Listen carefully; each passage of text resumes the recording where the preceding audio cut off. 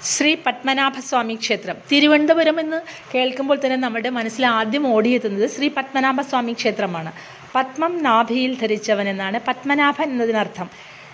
ലോകത്തിലെ ഏറ്റവും സമ്പന്നമായ ക്ഷേത്രമാണ് ശ്രീ പത്മനാഭസ്വാമി ക്ഷേത്രം.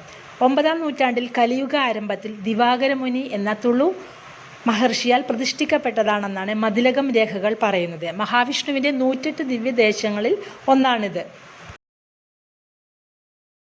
മഹാവിഷ്ണുവിന് 24 മൂലസങ്കല്പങ്ങളാണുള്ളത്. അതിലൊന്നായ അനന്തശയനമാണ് ഇവിടുത്തെ സങ്കല്പം. ആനന്ദം തുളുമ്പുന്ന യോഗാനന്ദമൂർത്തിയായിരിക്കുന്ന വീരശയനമൂർത്തിയായിരിക്കുന്ന ശ്രീരാമൻ്റെ അവതാരം എടുക്കുന്നതിന് തൊട്ടു മുമ്പുള്ള ശയനമൂർത്തിയായിരിക്കുന്ന ഭഗവാനെയാണ് ഇവിടുത്തെ സങ്കല്പം. കിഴക്കേ കോട്ടയിലൂടെ പ്രവേശിക്കുമ്പോൾ നമ്മൾ ആദ്യം കാണുന്നത് ക്ഷേത്ര ഗോപുരമാണ്.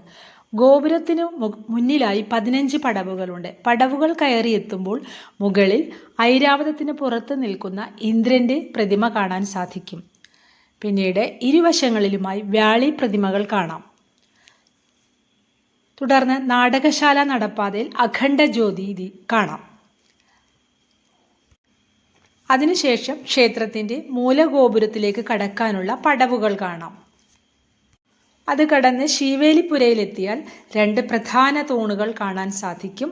അതിൽ ഒന്നിൽ ആനന്ദ നർത്തനമാടുന്ന നർത്തന നടരാജനെയും മറ്റൊന്നിൽ വേതാളകണ്ഠമേറിയിരിക്കുന്ന ഭദ്രകാളി ശില്പത്തെയും കാണാം.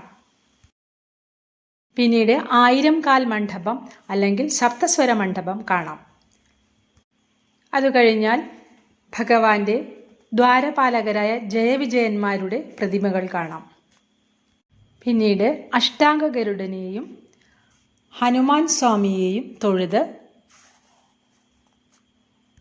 ഭഗവത് ദർശനത്തിനായി ചെറുചുറ്റിലേക്ക് പ്രവേശിക്കാം. ഒറ്റക്കൽ മണ്ഡപവും ശ്രീകോവിലും ഉൾപ്പെടുന്ന ഭാഗമാണ് ചെറുചുറ്റ്. 3 കവാടങ്ങളിലൂടെയാണ് നമുക്ക് ഭഗവാനെ ദർശിക്കാൻ സാധിക്കുന്നത്. 12008 സാളഗ്രാമങ്ങൾ കൊണ്ട് കടും ശർക്കര യോഗക്കൂട്ടിൽ നിർമ്മിച്ച വിഗ്രഹത്തിന് 18 അടി നീളമുണ്ട്. ലേപ്യബിംബമായതിനാൽ വിഗ്രഹത്തിൽ അഭിഷേകം പതിവില്ല.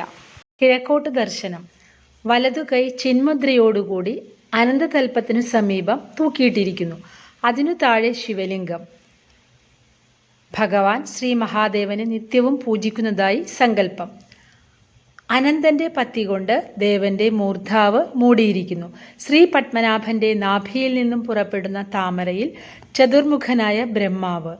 ഒരേ ശ്രീകോവിലിൽ ത്രിമൂർത്തികളുടെ സാന്നിധ്യം ഈ ക്ഷേത്രത്തിൻ്റെ പ്രത്യേകതയാണ്. ചെറുചുറ്റിൽ നിന്നും പുറത്തു കടന്നാൽ ഗണപതി പ്രതിഷ്ഠ കാണാം. പ്രദക്ഷിണം ചെയ്തു വരുമ്പോൾ സ്വർണം പതിപ്പിച്ച ഒരു നട കാണാം. ഭഗവാന്റെ തൃപ്പാദമാണിത്. ശ്രീകോവിലിൽ പടിഞ്ഞാറേ ഭാഗത്ത് ഒരു ചുവർ ചിത്രം കാണാൻ സാധിക്കും. ഭഗവത് വിഗ്രഹത്തിൻ്റെ പൂർണ്ണ രൂപത്തെ തന്നെയാണ് ചിത്രീകരിച്ചു വച്ചിരിക്കുന്നത്. ചാലൈ കാളഹസ്തി എന്ന അതുല്യ പ്രതിഭയായ ഒരു ചിത്രകാരൻ്റെ സൃഷ്ടിയാണിത്.